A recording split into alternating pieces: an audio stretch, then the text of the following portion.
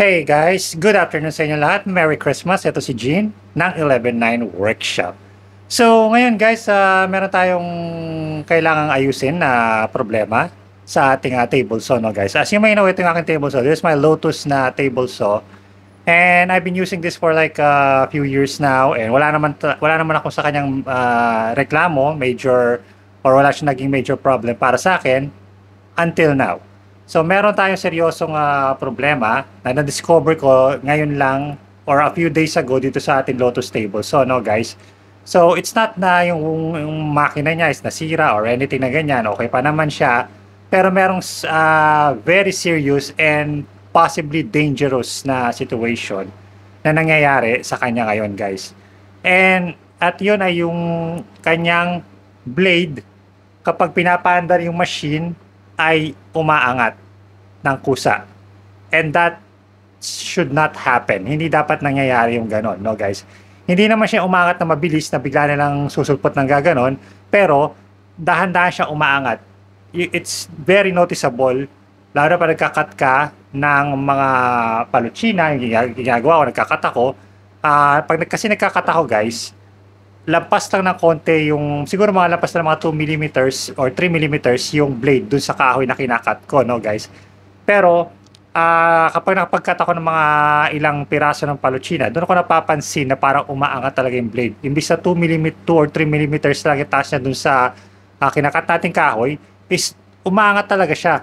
So minsan umabot siya, I think siguro mga half inch yung taas niya, no? Or mga 10 millimeters, no?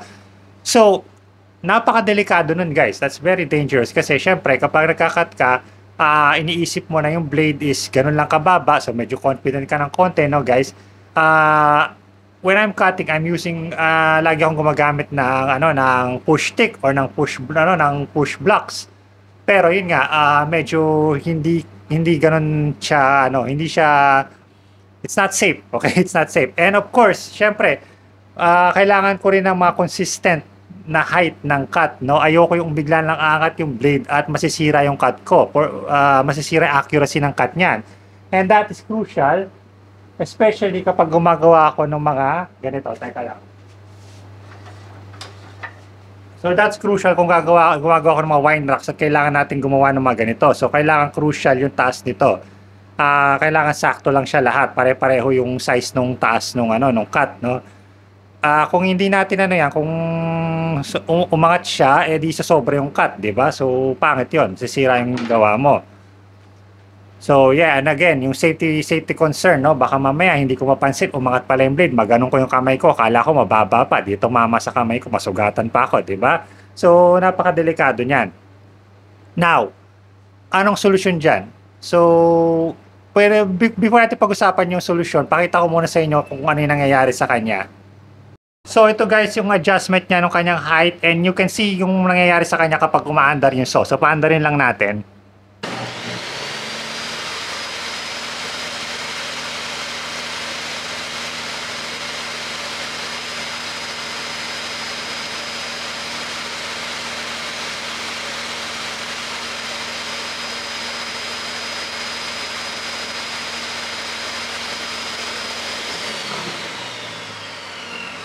You can see guys, nagmo-move siya ng konti, no guys? Nagmo-move siya ng konti. So, hindi ko siya pinifeed ng kahoy. So, hindi ganun kalakas yung move. Pero kapag nagpi-feed ako ng kahoy sa kanya, napapansin ko talaga na talagang umiikot siya na pag ganito. So, that is umaangat talaga siya.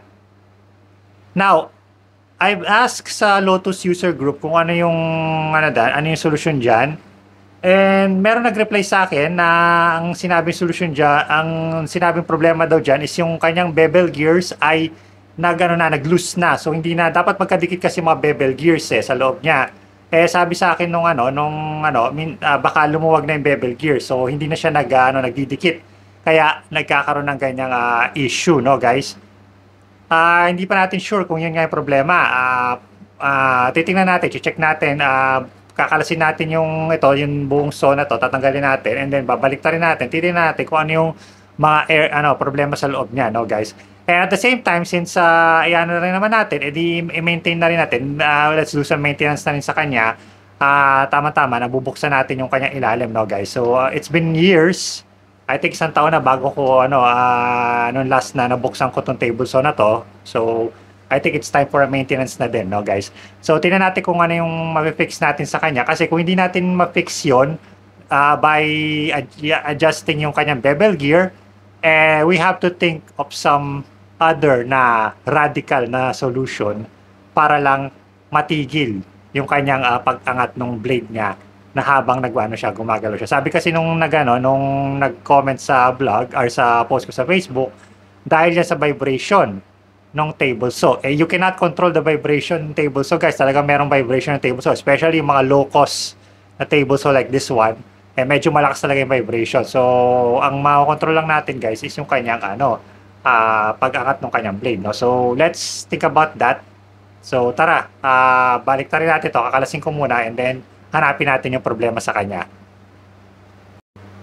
Okay guys, so ito yung tinatawag natin ng mga bevel gears niya, no guys. So ito yung pinapaikot natin, ayan, para umangat at bumaba yung kanyang motor tsaka yung blade niya na housing, no guys. So sabi sa akin nung nag-comment sa ating Lotus group na ang problema raw is yung kanyang bevel gear minsan ay hindi nagtatagpo.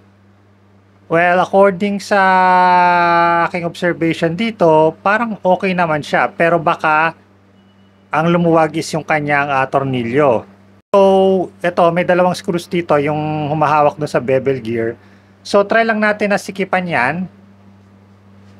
Gamit lang yung ating screwdriver, no? So, sikipan lang natin. Tingnan natin.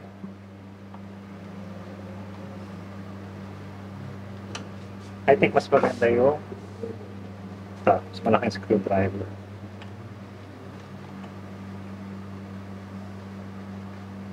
And then yung kabila din, eto medyo maluwag ng konti guys, so baka ito yung problema. Pa lang natin siya.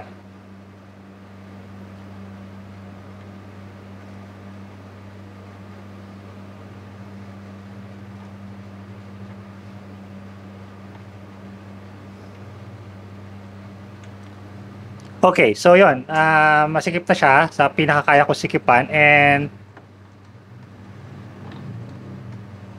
tapos ito rin siguro iyan na natin, i-lock natin ng konti din. So hanapin ko lang, ito kasi guys yung taas nito, Allen yung kanyang key dito, yung humahawak ng bevel gear niya na pataas. So iyan na rin natin, check natin.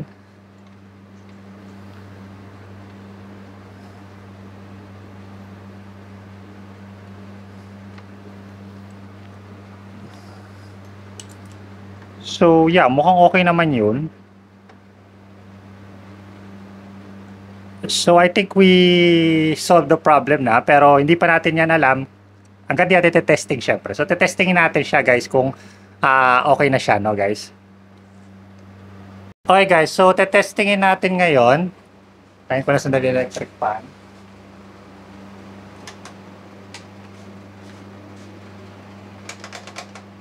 So testingin natin siya ngayon guys. And tinaas ko yung kanyang blade, around 2 centimeters lang yan. Tingnan natin mamaya kung aangat siya. So yeah, it's just mga 2 centimeters lang. Tapos magkakat tayo ng ilang mga kahoy. Tingnan natin kung aangat yung kanyang blade or bababa siya, no guys. Pero para mas siguro babaan pa natin. Ay, ano ba itong tutulong ng kahoy? Ito, palipis lang. Baba pa natin. Okay, so that's around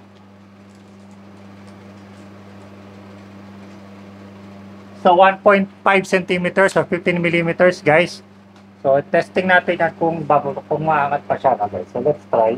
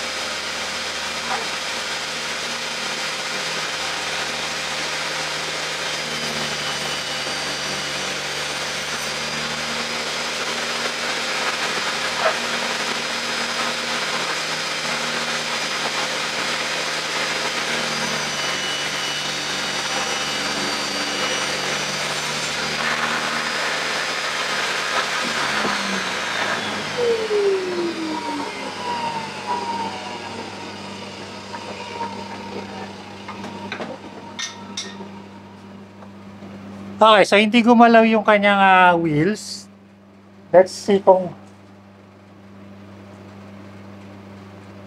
Okay, still 1.5. So, yeah, mukhang okay naman siya. Mukhang gawa na yung ginawa natin na solution, no, guys. Pero, yeah, testingin pa natin ng konti.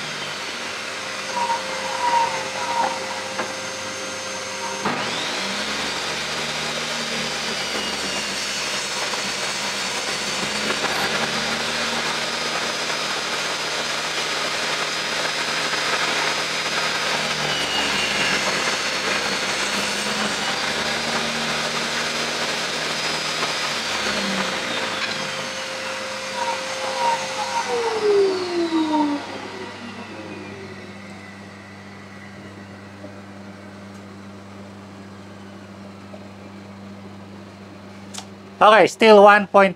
So that is a success.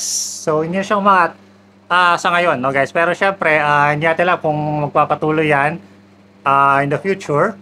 Kung babalik yung problema o hindi, di natin alam, no? So I'm gonna update you guys kung ano yung nangyari sa kanya. Pero yan nga yung solution. Isa sa mga solution na pwede natin gawin. Just a simple adjustment lang dun sa screw hook sa kanyang bevel gear para mag-lock ulit yung kanyang wheel, no? So yeah, so it works naman.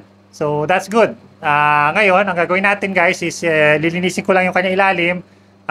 Lagyan ng konting WD-40 yung kanyang bevel gear para mas gumanda yung ikot, no? So yeah, and I hope na it stays that way at hindi na siya ulit na umangat-angat habang ginagamit ko. Kasi nga, napakadelikado nun guys. So you have to find a solution for it. Kasi iniisip ko guys, kung hindi siya gumana ngayon, kung umangat-angat pa rin siya, ang gagawin ko talaga guys, lalagyan ko talaga siya ng lock yung kanyang dito. Siguro mag-jury rig ako ng lock or something para hindi gumalaw yung kanyang gulong. Pero mukha namang yung solusyon na ginawa natin work. So, hindi na ako kailangan gumawa ng mga drastic na measures tulad ng gano'n, no guys? So, hopefully it stays that way. So, yun lang guys. Thank you so much. Sana may natutunan kayo at kung nagka-problema yung Lotus Stable Saw like this one, na ganong problema, no? Check nyo lang guys yung sa ilalim niya, yung sa bevel gear niya, check nyo yung kanyang mga kailangan kasi talaga magkadikit yung kanyang bevel gears. Tumiikot siya nang nagja-jibe siya sa pag-ikot niya. So kapag medyo lumuwag ng konti yon, adjust nyo lang ng konti siguro yung screw at baka yun ay solusyon sa problema niyo, no guys. So yun. So thank you so much for watching guys. I'm gonna see you guys again next time in the Gene Pro 11 Workshop. See you on 2024. Adios!